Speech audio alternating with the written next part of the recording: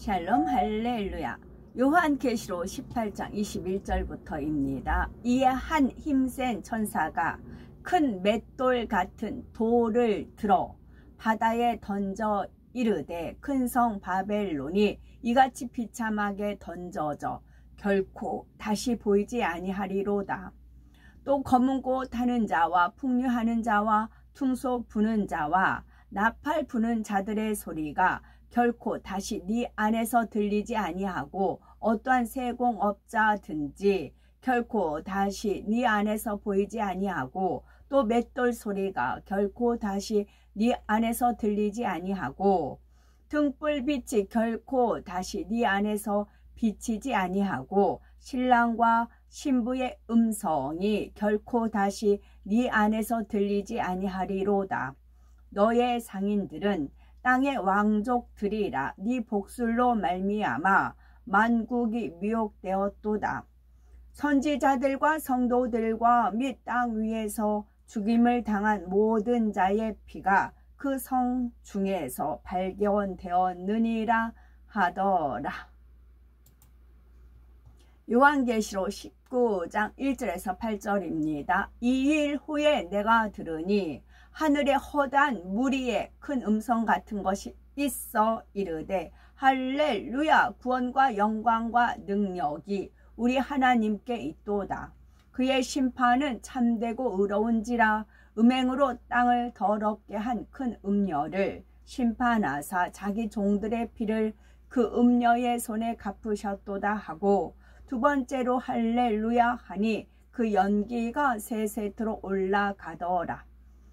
또 24장로와 네 생물이 엎드려 보좌에 앉으신 하나님께 경배하여 이르되 아멘 할렐루야 하니 보좌에서 음성이 나서 이르시되 하나님의 종들 곧 그를 경외하는 너희들아, 작은 자나 큰 자나 다 우리 하나님께 찬송하라 하더라.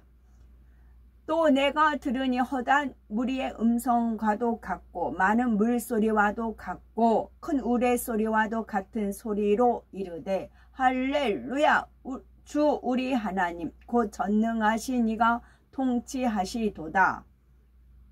우리가 즐거워하고 크게 기뻐하며 그에게 영광을 돌리세. 어린 양의 혼인 기약이 이르렀고 그의 아내가 자신을 준비하였으므로 그에게 빛나고 깨끗한 세마포 옷을 입도록 허락하셨으니 이 세마포 옷은 성도들의 옳은 행실이로다 하더라. 아멘. 요한계시록 강의 여선 65번째. 연합정부와 그들을 추종하던 세력들의 멸망입니다. 7년 환란의 마지막에 연합정부와 그들을 추종하던 세력들이 어떻게 멸망해 가는지 계속해서 말씀이 나갑니다. 21절에 이에 한 힘센 천사가 큰 맷돌 같은 돌을 들어 바다에 던져 가로되 큰 성 바벨론이 이같이 몹시 떨어져 결코 다시 보이지 아니하리로다 합니다. 큰 맷돌 같은 돌을 바다에 던지면 그 무게로 인해서 깊숙이 가라앉게 됩니다. 사도 요한이 살던 당시에는 이처럼 바다 밑 깊은 곳에 어떤 물건이 빠지면 다시 건져낼 방법이 없었죠. 이와 마찬가지로 큰 성 바벨론 즉 적그리스도의 세력도 무너져 내리고 나면 다시는 회복할 수가 없다는 말입니다. 또한 적그리스도의 주관하에 돌아가던 이 세상도 함께 끝이 나고 말지요. 적그리스도의 세력을 맷돌 같은 돌에 비유를 했는데 맷돌은 곡식을 가는 도구이죠. 하나님께서는 인생들을 곡식에 비유하셨죠. 마태복음 13장 30절에 둘 다 추수 때까지 함께 자라게 두어라. 추수 때에 내가 추수꾼들에게 말하기를 가라지는 먼저 거두어 불사르게 단으로 묶고 곡식은 모아 내 곡간에 넣으라 하십니다. 믿음으로 구원받은 성도들을 알곡에 비유하고 믿지 않는 자나 믿는다 하면서도 마음으로 믿지 못한 사람들을 가라지에 비유하셨지요. 맷돌에 들어간 곡식이 갈리듯이 7년 환란 동안 이 땅에 남아있던 적그 사람들도 적그리스도의 세력으로 인해서 많은 시련을 당합니다. 알곡으로 7년 혼인잔치에 들어가지 못했기에 이 땅에서 온갖 고난과 핍박에 시달리지요. 그 고난의 도구로 쓰인 적그리스도의 세력들을 맷돌 같은 돌에 비유한 것입니다. 22, 23절에 또 검은 꽃 타는 자와 풍류하는 자와 퉁소 부는 자와 나팔 부는 자들의 소리가 결코 다시 네 가운데에서 들리지 아니하고 물론 어떠한 세공업자든지 결코 다시 네 가운데서 보이지 아니하고 또 맷돌 소리가 결코 다시 네 가운데서 들리지 아니하고 등불빛이 결코 다시 네 가운데서 비치지 아니하고 신랑과 신부의 음성이 결코 다시 네 가운데서 들리지 아니하리로다. 너의 상고들은 땅의 왕족들이라. 네 복수를 인하여 만국이 미혹되었도다 합니다. 검은고, 퉁소, 나팔 소리 등은 흥겨운 잔치 자리에서 들을 수 있는 악기 소리이지요. 그런데 적그리스도의 세력, 즉 연합 정부의 붕괴로 인해 이제 더 이상 그들 가운데서는 그런 소리를 들을 수가 없습니다. 적그리스도와 연합한 모든 자들이 망함으로 황폐와 고통만 남게 되지요.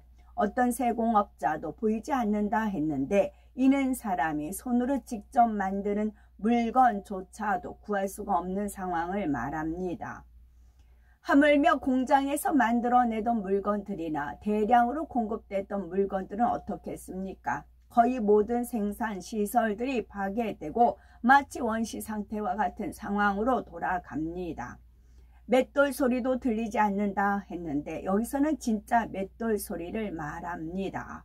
먹을 양식을 위해서는 맷돌을 갈아야 하는데 이러한 맷돌 소리조차 들리지 않는다는 것은 인생들이 살아가는 데 필요한 최소한의 것들도 생산이 멈춘 것을 의미합니다. 또한 등불이 비치지 않는다 한대로 문명을 발달로 이루어왔던 모든 것들이 다 파괴되고 많은 상황을 나타내지요. 이런 상황에서 사람들이 더 이상 무슨 희망을 가지고 결혼을 하겠습니까? 역사상 아무리 어려운 상황일지라도 남녀 간의 결혼은 끊임없이 계속되어 왔는데 이때는 이마저도 끊어진 것이지요. 그러니 이 상황이 어떠한지를 짐작할 수가 있습니다. 폐허와 절망뿐이며 이제 진정 세상의 끝임을 느낄 수밖에 없지요. 이처럼 7년 환란의 마지막은 적그리스도의 세력의 철저한 붕괴로 인해 이 세상 역시 회복 불가능의 상태가 됩니다. 육적으로는 아무것도 바랄 수 없는 마지막 상황에 이른 것이지요. 땅의 왕족들이란 적그리스도와 연합하여 하나님을 대적하고 성도들을 핍박한 사람들입니다. 네 복술로 인하여 만국이 미혹되었도다 했는데 여기에는 세 가지 의미가 있는데 첫째는 비진리인 영인 미혹의 영으로 사람들을 미혹했다는 의미입니다. 미혹의 영이 역사하여 사람들을 비진리로 미혹해 간 것이지요. 사람들은 자기 욕심과 사심과 정욕에 이끌려 이러한 미혹에 빠지는 것입니다. 둘째로 양심에 위배되는 불의한 방법으로 부를 축적했다는 의미입니다. 물질에 대한 욕심에 눈이 먼 사람들은 수단 방법을 가리지 않습니다. 뇌물을 쓰기도 하고 권세를 등에 업어 불법을 행하기도 하고 마음에 눈이 어두워지면 양심도 사람의 도리도 다 팔아버리는 것입니다. 셋째는 행함으로 나타나는 모든 거짓 행위들로 미혹한 것을 의미합니다. 겉으로는 자신들을 선한 것처럼 가장하고 의로운 것처럼 가장하면서 속으로 온갖 거짓 행위들을 일삼았지요. 인류를 위하고 세계 평화와 안정을 위하는 것처럼 말하고 행동했지만 실상은 사람들을 속이는 행위였습니다.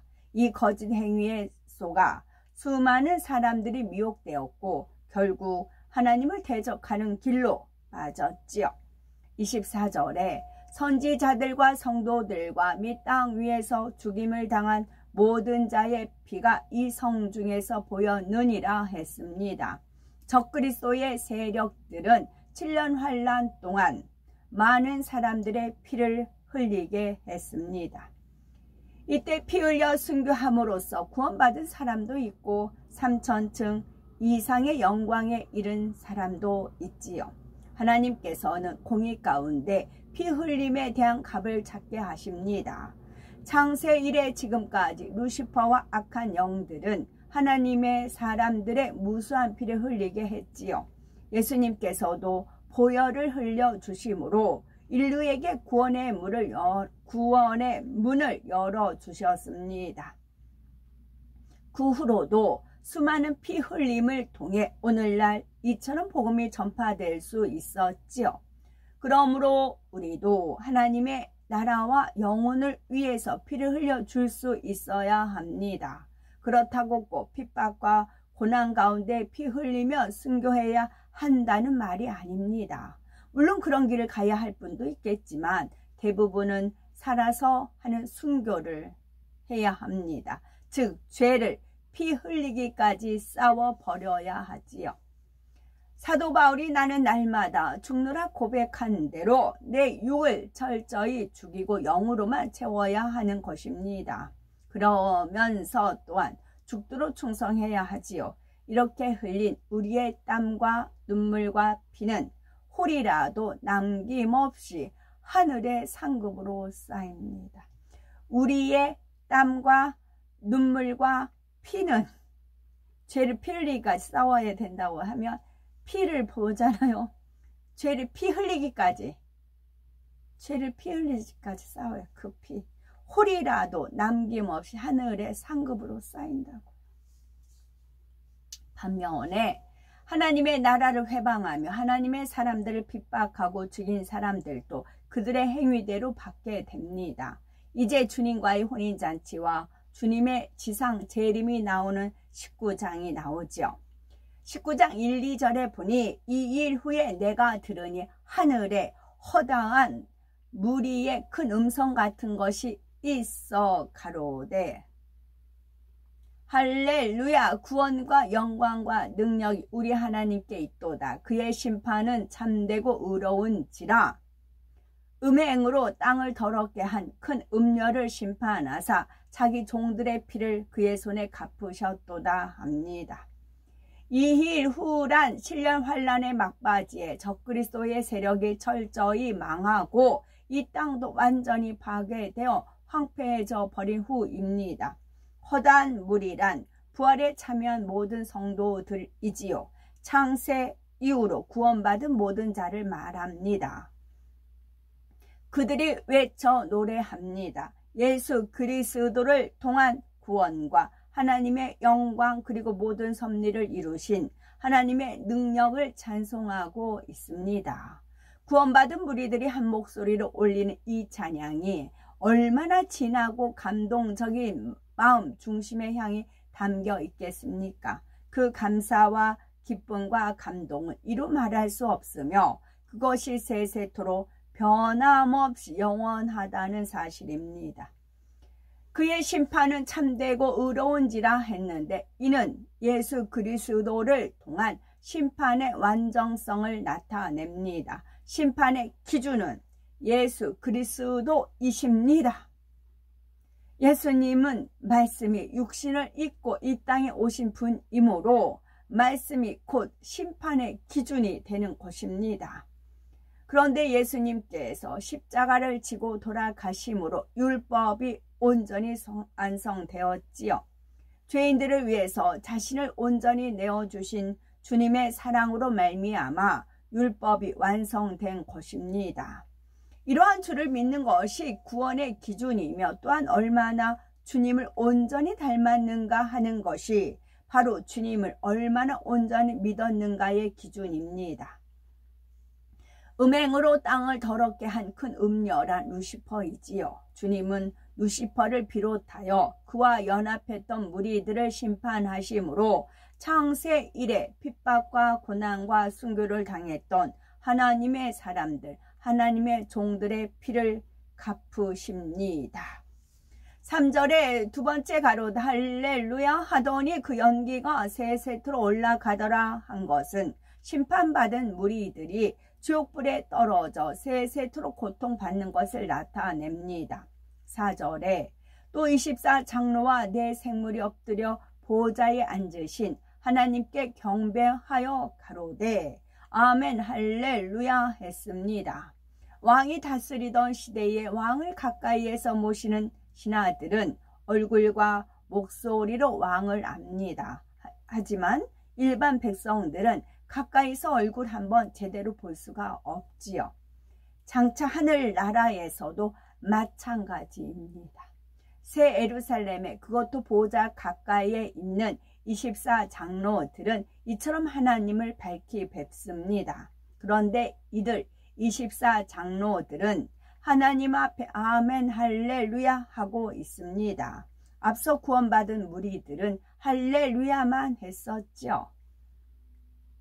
여기에도 차이가 있습니다. 우리가 기도를 마치면 아멘을 하죠. 이때 아멘에는 하나님 그렇습니다. 기도하고 간구한 그대로 응답될 줄 믿습니다. 이러한 긍정과 소망의 뜻이 담겨 있습니다. 지금 24장로들이 아멘 한 것도 이러한 뜻 안에서 지금까지 심판한 모든 것들이 당연히 그럴 수밖에 없다는 것을 긍정하는 것이지요. 주의 심판이 지극히 옳고 합당하다는 뜻입니다. 그리고 덧붙여서 할렐루야를 함으로써 하나님 영광 받으시옵소서 했던 것입니다. 장차 천국에서 쓰는 표현 중에는 결코 속되거나 추하고 더러운 단어는 없습니다. 악이 없기 때문이지요. 하지만 얼마나 더 영으로 일군 마음을 가지고 천국에 들어왔느냐에 따라 사용하는 표현이 다를 수는 있습니다. 같은 표현을 해도 더 은혜롭고 감동적인 표현이 나올 수 있지요. 이는 이 땅에서도 마찬가지입니다. 똑같은 내용을 전달한다고 할 때 얼마나 마음을 영으로 읽은 사람이 전하느냐에 따라 표현이나 느낌이 달라집니다. 영으로 더 읽은 사람일수록 더 선하고 감동적인 표현이 나오며 더 합당하고 아름다운 단어를 사용하지요. 그러니 영으로 온 영으로 들어온 사람은 상대방과 몇 마디 대화해 보면 상대방의 영적인 수준을 알 수가 있습니다. 물론 배움이나 학식, 교양에 따라 표현 방식이나 방법이나 사용하는 단어의 차이는 날 수가 있지요. 하지만 영으로 들어가게 되면 아무리 배움이 부족하고 학식이나 교양이 없어도 결코 상대에게 무례한 표현이나 단어는 쓰지 않습니다. 세상적인 표현이나 비속어 등을 실수로라도 나오지 않습니다. 이어지는 5절에 보좌에서 음성이 나서 가로되 하나님의 종들 곧 그를 경외하는 너희들아 물론 대소하고 다 우리 하나님께 찬송하라 하지요. 이때 보좌에서 나는 음성은 하나님의 음성이 아닙니다. 보좌 주위에 있는 머리된 자들이 부활에 참여한 성도들을 향해 하는 말이지요. 하나님의 보좌 주변에는 서열이 높은 선지자들과 24장로들을 비롯하여 천국의 머리급들이 자리하고 있습니다. 그렇다면 왜 머리급들이 이처럼 부활에 동참한 성도들을 향해 하나님께 찬송하라 외치고 있는 걸까요? 이는 아버지 하나님의 마음을 헤아리기 때문입니다. 구원받아 부활에 동참한 많은 성도들이 있지만 반면에 구원받지 못하고 영원한 사망으로 떨어지는 사람들도 있지요. 아버지 하나님께서는 이 땅의 인간을 경작하시며 모두가 알곡으로 나오기를 원하셨지만 실제로는 그렇지가 못한 것입니다. 그러니 알곡과 쭉정이가 갈라지는 이 상황에서 아버지 하나님의 마음은 어떠하시겠습니까? 알곡으로 나온 참 자녀를 얻으신 기쁨도 있지만 다른 한편으로는 쭉정이가 되어버린 많은 영혼들에 대한 안타까움과 슬픔도 있으십니다. 지금 하나님의 보호자 주변의 머리급들은 이러한 아버지 하나님의 마음을 헤아리고 있습니다. 그래서 구원받은 성도들로 하여금 이러한 아버지 하나님의 마음을 위로해 드리도록 하나님께 찬송하라 말하고 있는 것입니다. 이처럼 구원받아 참 자녀로 나온 이 무리들의 찬송을 들으시고 마음의 위안이 되시기를 바라는 것입니다. 제가 계시록 끝나면 창세기를 읽어드릴까 이제 그랬는데 지금 주님께서 욥기가 계속 지금 욥기 설교가 나가는데 40번 정도까지만 이렇게 기록이 되어 있어요. 그 이후부터는 이제 기록이 안 남기고 있거든요. 그래서 욥기를 들어야 내 속에 악의 그 쓴뿌리를 뽑아낼 수가 있거든요. 거기에 세밀하게 그런 죄의 그 성질, 성품 그런 것이 나오기 때문에 그래서 계시록을 다 읽고 나면 욥기를 다시 한번 읽도록 하겠습니다. 자녀들이 여럿 있다 보면 그 중에는 다양한 모습들이 있습니다. 내가 하나님 앞에 온전하길 원하고 성결되기 원하고 하나님 마음과 뜻을 헤아리고 싶은 마음이 있는 분들이 있어요.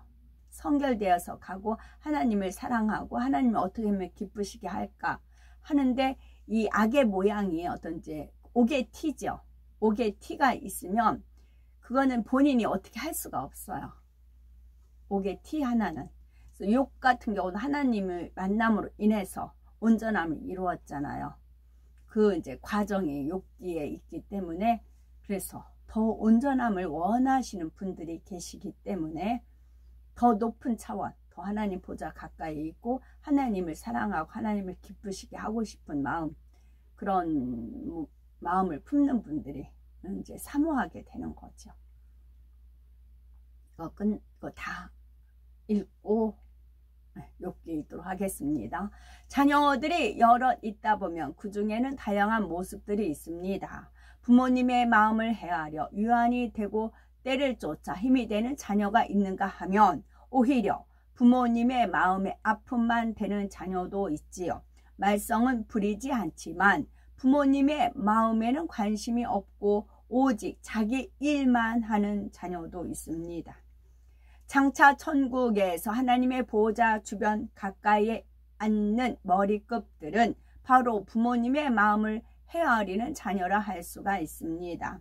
그만큼 아버지 하나님과 주님, 성령님의 마음을 그대로 닮았기 때문에 하나님의 마음을 느끼며 헤아리는 것이지요. 물론 하나님의 마음을 다 헤아릴 수는 없지만 때를 쫓아 그 마음을 헤아려 위로와 기쁨을 드릴 수가 있는 것입니다.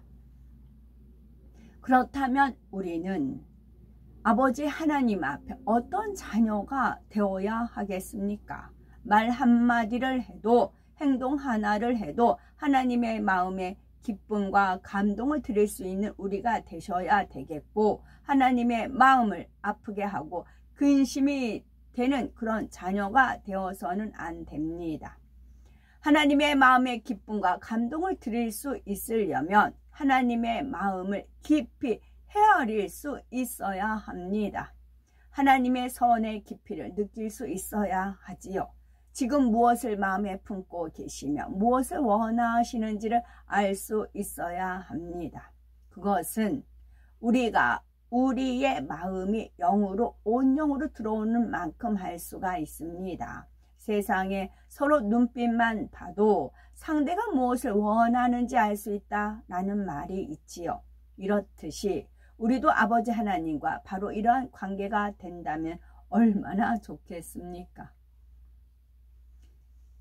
이처럼 우리가 하나님과 한마음 한뜻 되어서 우리가 무엇을 하든지 그것이 늘 아버지 하나님의 기쁨만 될 수 있었으면 좋겠고 6절에서 8절에 또 내가 들으니 허다한 무리의 음성도 같고 많은 물소리와도 같고 큰 뇌성도 같아서 가로되 할렐루야 주 우리 하나님 곧 전능하신 이가 통치하시도다. 우리가 즐거워하고 크게 기뻐하여 그에게 영광을 돌리세. 어린 양의 혼인 기약이 이르렀고 그 아내가 애비하였으니 그에게 허락하사 빛나고 깨끗한 세마포를 입게 하셨은즉 이 세마포는 성도들의 옳은 행실이로다 하더라 했습니다. 구원받은 영혼들은 이제 이 땅의 삶을 마치고 전능하신 이가 통치하시는 영원한 나라에 들어가 살게 됩니다.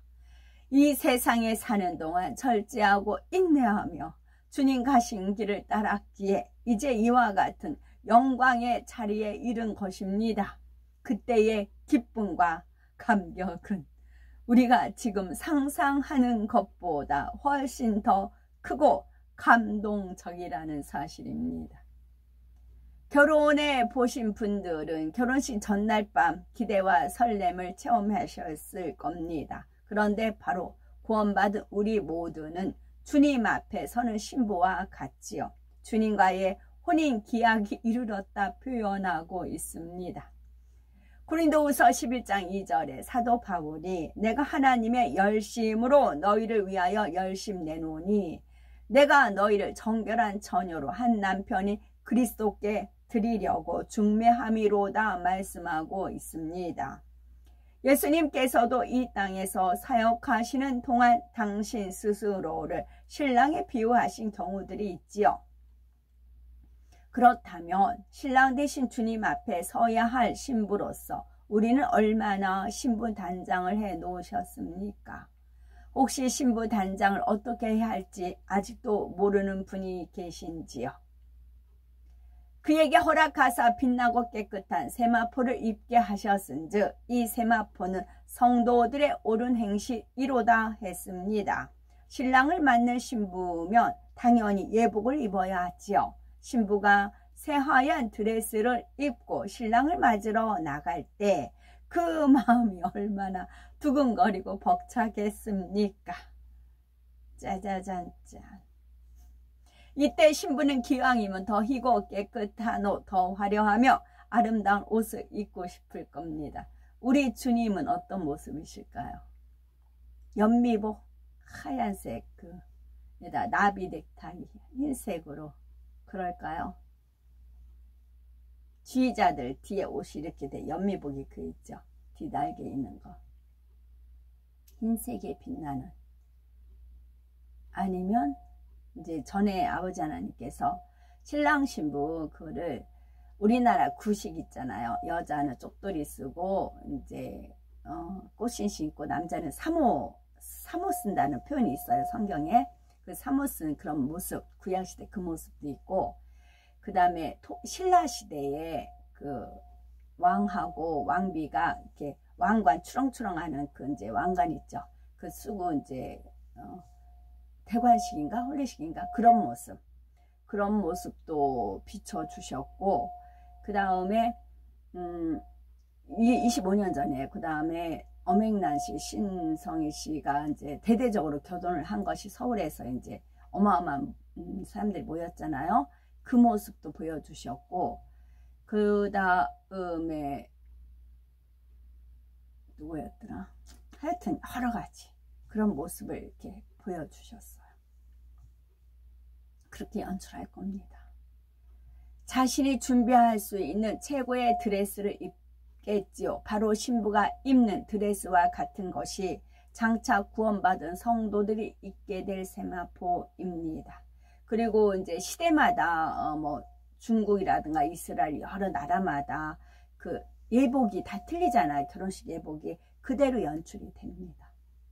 그래야 그 자기 나라에 속한 의복을 입었을 때 환호성이 나오는 거지요. 그것이 7년 동안입니다. 그러니 거기다가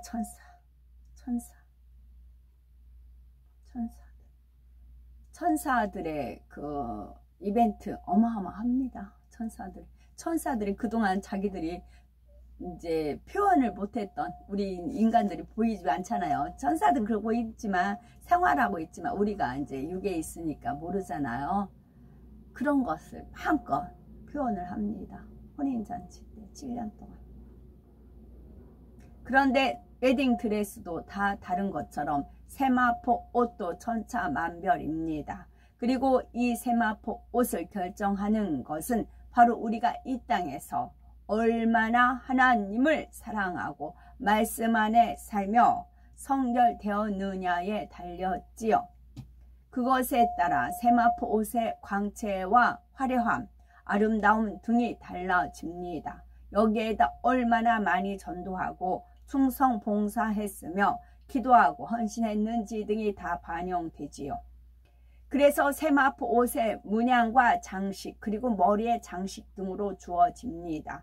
그러나 세마포 옷을 결정하는 가장 중요한 것은 무엇보다 마음의 성결입니다. 순결, 성결. 더 나아가 얼마나 더 깊이 영으로 이루었는가에 따라 옷의 빛깔과 기본적인 화려함 등이 정해지지요. 그런데 우리가 마음에 이룬 영은 반드시 행함으로도 나타납니다. 하나님 보시기에 옳은 행실로 나오지요. 또한 그처럼 행하는 옳은 행실에 따라 장차 천국에서는 상급이 주어집니다. 우리가 이미 내가 어떻게 행했을 때 나의 세마포 옷이 더 희고 깨끗해지는지, 어떤 행함을 했을 때 보석 장식이 주어지는 등 이런 것을 아시죠. 그러므로 옳은 말과 옳은 행실 하나하나를 통해 장차 천국에서 영원토록 입게 될 우리의 세마포 옷을 미리미리 준비하는 지혜로운 우리 모두가 되셔야 되겠습니다. 신부는 결혼식 날 한 번 입을 웨딩드레스를 위해서도 얼마나 많은 투자와 정성을 들입니까? 어떻게 하면 더 예쁘게 보일까? 어떻게 하면 더 화려하고 우아하게 보일까? 어떻게 하면 신랑의 마음에 쏙 들 수 있을까? 이런 것들을 생각하게 됩니다. 하물며 최고의 신랑 되신 주님을 맞이할 예복은 어떤 마음과 어떤 정성으로 준비해야 하겠습니까? 더욱이 이 세마포 옷은 장차 천국에서 세세토록 입게 될 옷입니다. 물론 그렇다고 한 가지 옷만 입는 것은 아니지요. 하지만 몇 벌의 옷이 주어지든 간에 각자에게 주어지는 모든 옷의 기본적인 밝기와 광채는 동일하게 정해집니다. 우리가 이 땅에서 마음을 영으로 이룬 정도에 따라 기본적으로 옷의 밝기와 광채가 정해지는 것입니다. 이 기본 위에 우리가 하나님의 나라를 위해서 심고 수고하고 헌신한 정도에 따라 상급으로 주어지는 문양과 장식들이 있습니다. 여기에서 하나님의 나라를 위해 심고 수고하고 헌신한 정도에 따라, 그런데 자기가 영광을 받아버리면 없어요. 꽝입니다. 본인이 영광을 받아버리면 꽝입니다. 원수마귀 사단이 그냥 있질 않아요. 하나님께 송사한다고요. 하나님 보세요. 저 사람 본인 영광 받았어요. 하나님 앞에 하고 불평하고 그랬어요. 다 점수가 모두 안 올라가요. 천사들이 갖고 갈 수가 없어요. 원수마귀 사단 이거 내 거야 봐봐 하면서 만약에 그 보여준다고요. 자기들이 이제 그 사람이 영광 받은 거, 또 심기가 불편한 거, 하나님 나라를 위해서 일했다면서 뒷소리 하는 거, 그런 모든 것들을, 그래서 온전하게 정말 사심 없이 온전하게 한 것만 천사들이 갖고 올라갑니다. 그럴 때는 원수마귀 사단이 타치를 못해요. 그래서 심고 수고와 헌신한 정도에 따라 상급으로 주어지지만, 그것이 문양과 장식들로 주어지지만, 온전히 사심 없이 하나님 앞에 온전히 드려진 것만 하나님 아버지께서 받으시는 겁니다. 천국에서는 다른 분의 옷이 내 옷보다 더 화려하고 아름답다고 해서 시기하거나 탐내는 마음은 전혀 없습니다. 오히려 나보다 더 밝고 아름다운 세마포 옷을 입은 상대를 볼 때 마음을 담아 존경을 표하고 함께 기뻐하며 감사하게 되지요. 이거 아주 중요합니다. 오히려 나보다 더 밝고 아름다운 세마포를 입은 상대를 볼 때 마음을 담아 존경을 표하고 함께 기뻐하며 감사하게 됩니다. 이 부분에서 이제 해당이 안 되면 회개하셔야 됩니다. 이런 마음을 가질 수 있도록. 제가 이제 요즘 많이 이렇게 서서히 이렇게 강도가 높아집니다. 그러다 보면 미리미리 이런 거를 진리와 함께 기뻐하며를 이루지 않으면 그래요. 진리와 함께 기뻐하며 하셔야. 진리가 뭐예요? 진리가 예수 그리스도. 진리의 영. 진리와 함께 기뻐하며. 하나님 말씀이세요. 저도 이 말씀을 이루기까지 눈물 뿌려 기도했어요. 진리와 함께 특히 이제 불의를 기뻐하지 아니하며 불의를 기뻐하지 아니하며 그 말씀. 진리와 함께 기뻐하면 되겠더라고요. 근데 불의를 기뻐하지 아니하며 불의를 기뻐하고 불의를 그냥 묵이나 그러잖아. 기뻐하지 않아야 된다고요. 하나님 말씀이잖아요. 그래야 사랑장의 마음이 이루어지는 겁니다. 고린도전서 13장 13은 사랑의 숫자입니다. 이거는 심판날의 기준이에요. 다 사도 바울이라든가 베드로든가 사도 요한 다 이것을 이루어서 올라간 분들이에요. 우리가 상상한 그 이상의 빛나고 아름다운 세마포 옷을 꼭 입고 신랑 대신 주님과의 혼인잔치에 함께 하시기를 바랍니다. 저는 이 말씀을 몰랐기 때문에 뺑뺑이 도는 신앙생활을 했다고요. 뺑뺑 그냥 다람쥐가 채바퀴 돌듯이 누가 이끌어주질 않으니까. 그러니까 이제 뛰쳐나가 세상으로도 살아보고 그렇게 별짓 다 했다고요. 정말 자살하려고 약도 먹어보기도 하고 별짓 다 했어요. 제 수준에서는 답이 없더라고요. 그러다가 이게 성결의 말씀이거든요. 이 말씀을 알아서 목표가 있더라고요. 이게 한 단계 한 단계 이게 내가 침노해야 될 길이 있더라고요. 어영부영 사는 게 아니더라고요. 대충 신앙생활 하는 게 아니더란 얘기죠. 이 말씀을 알고 말씀을 보니까 말씀에 다 짝이 있더란 말이죠.